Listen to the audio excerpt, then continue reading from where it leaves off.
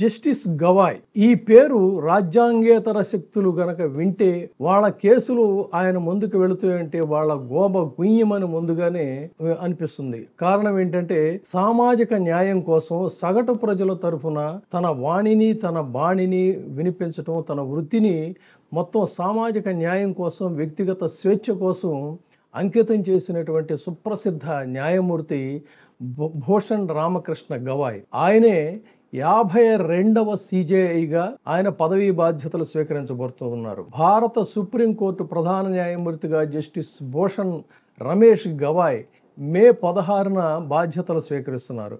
వీరు మే 15 వరకు ఉంటారు. అయితే ఎంత కాల వ్యవధి అనేటువంటిది కాదు, ఆయన బెంచ్ ముందుకు వచ్చేటువంటి ఏ కేసైనా సరే ఒక సంచలనంగా, ఒక రెఫరెన్స్ కింద మిగలాల్సినటువంటి అలాంటి కేసులు ఆయన అలాంటి తీర్పులు ఆయన ఇచ్చేటువంటివి. అయితే మనకి జస్టిస్ గవాయ్ అంటే వెంటనే స్ఫురించకపోవచ్చు, కానీ తిరుపతి లడ్డూ మీద సుప్రీంకోర్టు ఇచ్చిన తీర్పు అనగానే గుర్తుకొస్తుంది. ఆ సాక్షాత్తు ఆ తీర్పులో ఒక సంచలనాత్మకమైనటువంటి వ్యాఖ్యలు చేసినటువంటి న్యాయమూర్తి కూడా ఈ జస్టిస్ గవాయ్ అని చెప్పాలి. తిరుమల తిరుపతి లడ్డూ వివాదం మీద దేశవ్యాప్తంగా చర్చలు వచ్చాయి. పెద్ద సంచలనమైంది ముఖ్యమంత్రి చంద్రబాబు నాయుడు గారు చేసినటువంటి కామెంట్స్తో. ఆ కేసు సుప్రీంకోర్టు ముందుకి సుబ్రహ్మణ్య స్వామి గారు తీసుకెళ్లినప్పుడు ఆంధ్రప్రదేశ్ ముఖ్యమంత్రి చంద్రబాబు నాయుడు గారు చేసిన ఆరోపణల మీద ఆయన స్పందన చూస్తే ఒక చెంపపెట్టు లాంటిది అని చెప్పానాలి.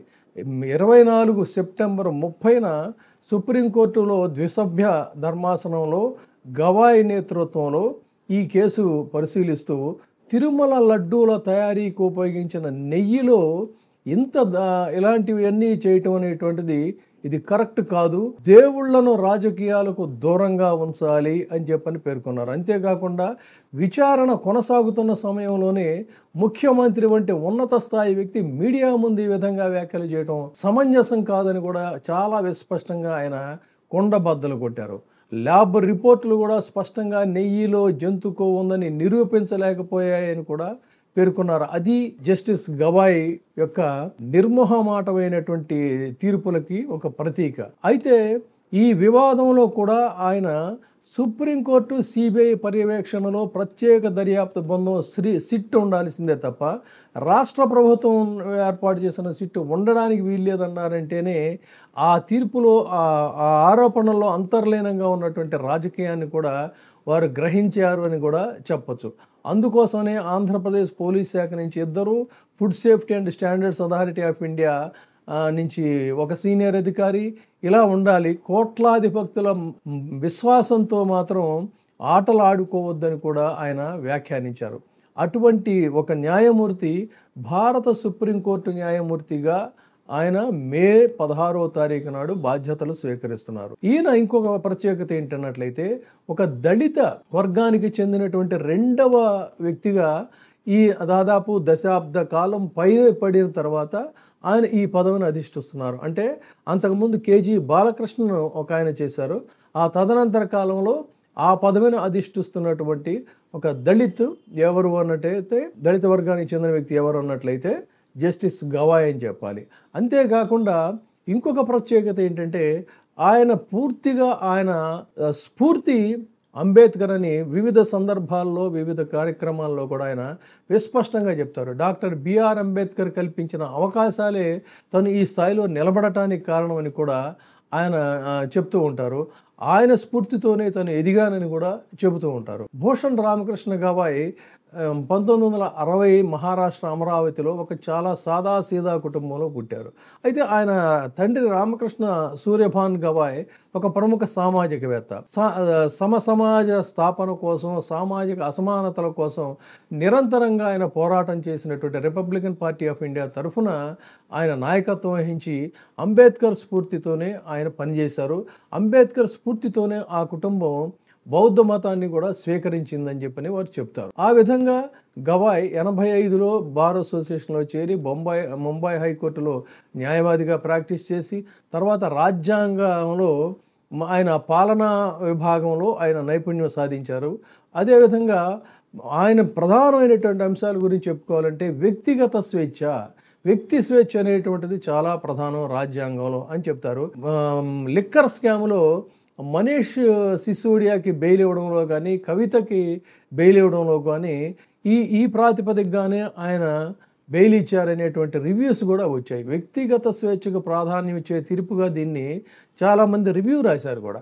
ఈ తీర్పులో అంతేకాకుండా ఒక ప్రాసెస్ కూడా చాలా స్పీడప్ చేయాలి, వాళ్ళని ఆ విధంగా నెలల తరబడి డీటైన్ చేయటం, అంటే తీర్పు రాకముందే డీటైన్ చేయటం కూడా ఇది వ్యక్తిగత స్వేచ్ఛను హరించడం అవుతుందని కూడా అని చెప్పారు.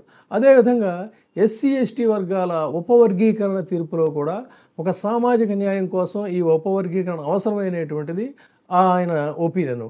ఇక అవన్నీ అలా ఉంచినట్లయితే జస్టిస్ గవాయ్ తీర్పుల్లో కూడా ఇటు ప్రభుత్వాల మీద ఎటువంటి మొహమాటం లేకుండా, ఇదే ఇక్కడ ప్రధానమైనటువంటి అంశం, ప్రభుత్వాలు చేసేటువంటి దీనికి మొహమాటానికి కూడా ఆయన ఏ రకమైన తీర్పు ఇవ్వరు. ఇటీవల కాలంలో ఉన్నత న్యాయస్థానంలో తీర్పుల మీద ఒక న్యాయవాది ఇంట్లో డబ్బు దొరికినటువంటి సందర్భంలో ప్రజలకి ఒక రకమైనటువంటి అనుమానాలు, అభద్రత, న్యాయ వ్యవస్థ పట్ల అపనమ్మకం ఉన్నటువంటి తరుణంలో ఈయన చీఫ్ జస్టిస్గా రావటం అనేది కూడా చాలా చెప్పుకోదగిన అంశంగా చూడాలి. రాహుల్ గాంధీ కేసులో కూడా ఆయన కుటుంబ రాజకీయ నేపథ్యాన్ని పరిగణలోకి తీసుకుని కేసు విచారణ నుంచి తప్పుకోండి కూడా సూచించారు. ఇది ఆయన నైతికతకి, ముక్కుసూటికి కూడా ఒక ఎగ్జాంపుల్ కింద మనం చెప్పుకోవాలి. ఆ విధంగా జస్టిస్ గవాయ్ ఇచ్చినటువంటి తీర్పులు చాలా ఉన్నాయి.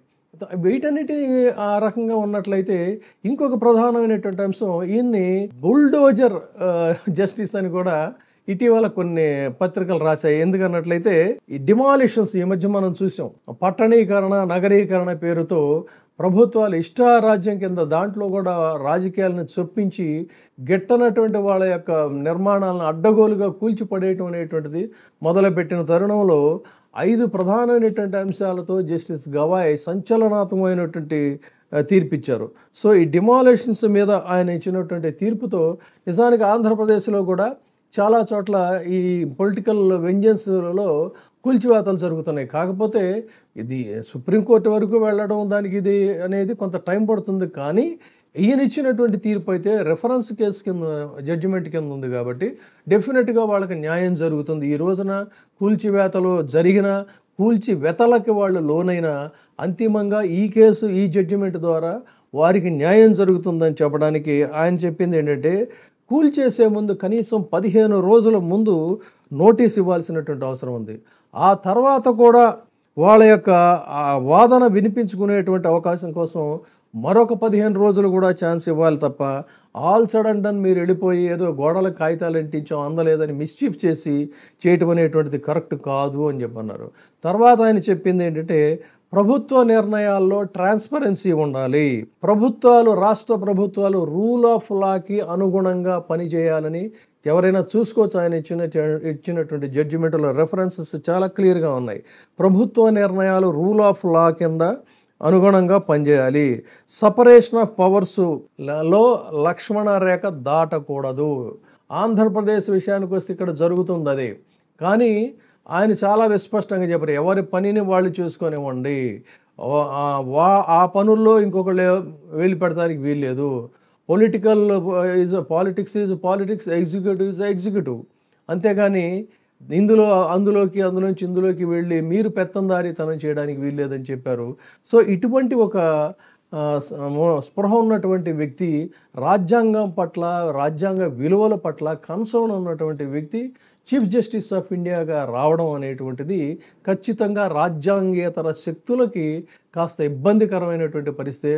ప్రత్యేకించి ఆంధ్రప్రదేశ్ రాజకీయాల్లో ఎడాపెడా ఇటు కింది స్థాయి కోర్టులు తీర్పులు ఇస్తున్న పరిస్థితి కానీ, పోలీసు వాళ్ళు మితిమీరి అత్యుత్సాహంతో పనిచేస్తున్నటువంటి స్థితి కానీ, పోలీసులు మనం ఎలా చెప్తే అలా వినాలని వ్యవహరించేటువంటి రాజకీయ నాయకులకు కానీ ఖచ్చితంగా ఇది ఒక ఇబ్బందికరమైనటువంటి పరిస్థితే.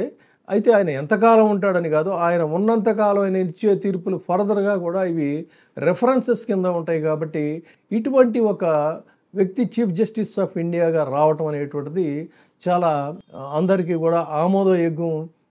ముఖ్యంగా రాజ్యాంగ విలువల పట్ల, ప్రజాస్వామ్యం పట్ల గౌరవం ఉన్నటువంటి వాళ్ళందరూ కూడా స్వాగతించాల్సినటువంటి అంశంగా మనం వీటీవీ ప్రైమ్ తరఫున వారికి శుభాకాంక్షలు తెలియజేస్తున్నాం. Thank you. చూస్తూనే ఉండండి వీటీవీ ప్రైమ్.